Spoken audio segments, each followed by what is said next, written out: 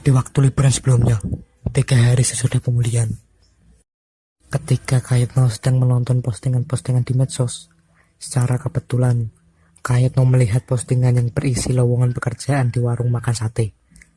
Karena saat itu sedang liburan, Kayetno pun menghubungi nomor yang tertera dan memberikan data dirinya. Selain itu, Kayetno juga menambahkan dia seorang pelajar yang ingin bekerja di waktu malam, dan juga bayarannya per hari. Selain itu, Kayetno juga pembayarannya ingin melalui aplikasi bank digital. Beberapa jam pun berlalu. Akhirnya Kayetno mendapatkan pesan dari HRD warung makan sate. Pesan itu berisi, Kayetno diterima bekerja besok malam dan dipekerjakan sebagai pelayan. Singkat ceritanya, waktu kerja pun tiba. Karena jarak yang cukup jauh dari rumah Kayetno ke warung makan, akhirnya Kayetno memilih untuk bersepeda 1 jam sebelum memasuki jam kerja.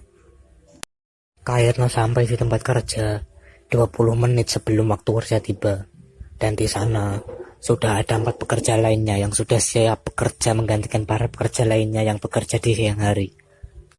Ketika sudah masuk waktu jam kerja, Kayetno selalu waspada karena Kayetno melihat sosok gelap dan berbadan tinggi besar di dalam dapur yang selalu melihat ke arah Kayetno.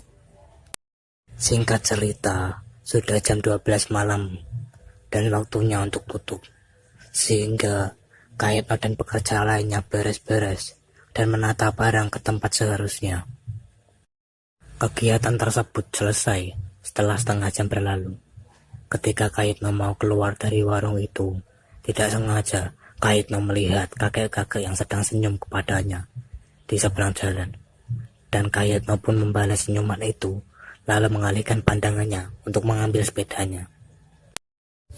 Ketika Kayetno mau pergi, Kayetno melihat kembali ke seberang jalan, dan kakek-kakek itu sudah tidak ada.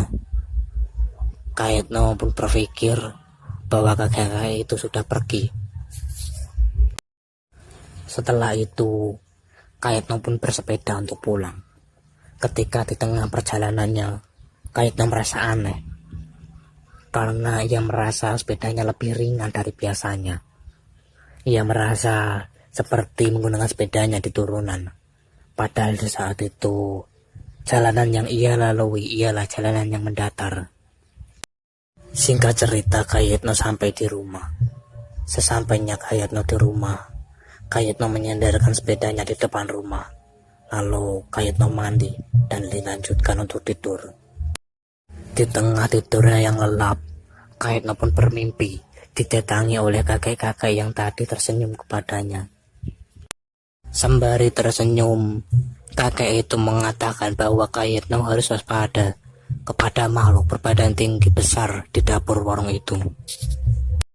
Lalu Kayetno pun terbangun karena merasa ada yang melihat dia, tapi karena badan Kayetno yang sudah lelah, sehingga Kayetno pun memilih untuk lanjut tidur. Setelah mimpi tersebut, Kayetno menjalani hari-harinya seperti biasa, dan di pekerjaannya, Kayetno tetap melihat makhluk hidup di dapur dan sang kakek di seberang jalan yang tetap tersenyum kepadanya. Hal itu terjadi hingga hari kelima Kayetno bekerja. Di saat Kayetno sedang di jalan berangkat bekerja, ban sepeda Kayetno tiba-tiba bocor, sehingga Kayetno harus menambalkan bannya yang bocor ke tukang tambal ban.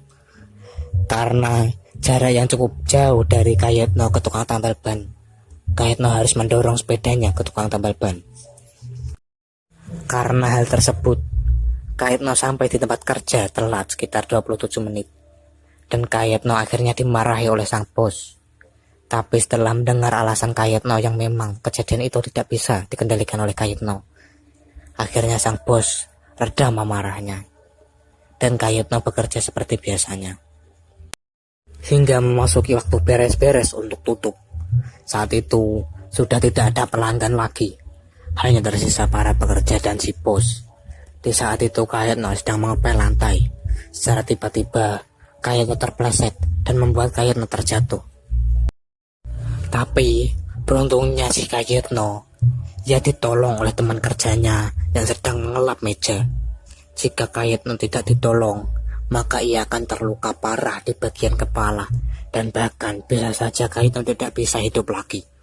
Karena jika Kayetno terjatuh, maka kepalanya akan membentur siku meja dengan keras. Setelah warung itu ditutup, Kayetno pun pulang. Sesampainya Kayetno di rumah, Kayetno langsung mandi dan lanjut tidur. Dalam tidurnya, Kayetno bermimpi lagi. Di dalam mimpi tersebut, Kayetno didatangi kakek-kakek sebelumnya. Tapi sekarang, kakek itu datang dengan wajah serius dan mengatakan bahwa Kayetno harus berhenti bekerja di warung itu. Lalu, Kayetno pun terbangun dan menganggap mimpi itu hanyalah bunga tidur saja. 2 hari kemudian, ketika Kayetno ingin berangkat bekerja, Kayetno melihat ban sepedanya sobek bagian dalam dan luar. Dan Kayetno pun membawa sepedanya ke bengkel tetangganya. Dan kebetulan persediaan ban di bengkel itu sudah habis, sehingga sepeda Kayetno tidak bisa digunakan pada saat itu. Akhirnya Kayetno meminjam motor pemilik bengkel. Sesampainya di tempat kerja, Kayetno teringat mimpinya di 2 hari sebelumnya. Dan setelah Kayetno memikirkan hal itu 40 menit sambil bekerja, akhirnya Kayetno menemui bosnya di sela-sela kerja Kayetno, yang memang sang bos selalu di warung itu untuk mengawasi. Ketika bertemu sang bos, Kayetno pun mengatakan bahwa hari ini adalah hari terakhir ia bekerja, karena Kayetno sudah hampir memasuki waktu sekolah lagi, dan Kayetno harus menyiapkan hal itu.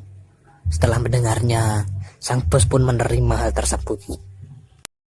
Setelah percakapan bersama bosnya, Kayetno menghampiri teman kerjanya yang pernah menolong Kayetno di saat kepleset. Dan Kayetno meminta nomor handphonenya. Sembari mencatat nomor handphonenya, Kayetno memberitahu bahwa hari ini adalah hari terakhir ia bekerja dan menceritakan alasannya. Setelah mendengar alasan Kayetno, teman kerja tersebut pun menyetujui apa alasan Kayetno, karena menurutnya sekolah itu hal yang penting untuk membangun masa depan. Ketika memasuki waktu beres-beres, Kayetno tidak sengaja melihat makhluk yang ada di dapur sedang berjalan memasuki gudang, diikuti oleh satu koki yang masuk ke gudang tersebut. Tak lama kemudian, ada suara orang terjatuh. Lalu sang bos pun mengecek ke dalam gudang. Setelah beberapa saat, sang bos mengatakan kepada pekerja lainnya bahwa si koki sudah pulang ke alam lain. Lalu, sang bos pun menelpon ambulan untuk membawa sang koki. Dan si bos hanya membolehkan dirinya dan koki yang satunya untuk ikut ambulan. Dan pekerja lainnya termasuk Kayetno disuruh untuk pulang. 1 minggu pun berlalu dari kejadian itu. Kayetno menanyakan kepada teman kerjanya yang menolong Kayetno sebelumnya bagaimana keadaan warung itu, dan orang tersebut mengatakan bahwa sesudah ada satu pekerja yang pergi ke alam lain, warung itu menjadi semakin ramai, bahkan hingga hari ini.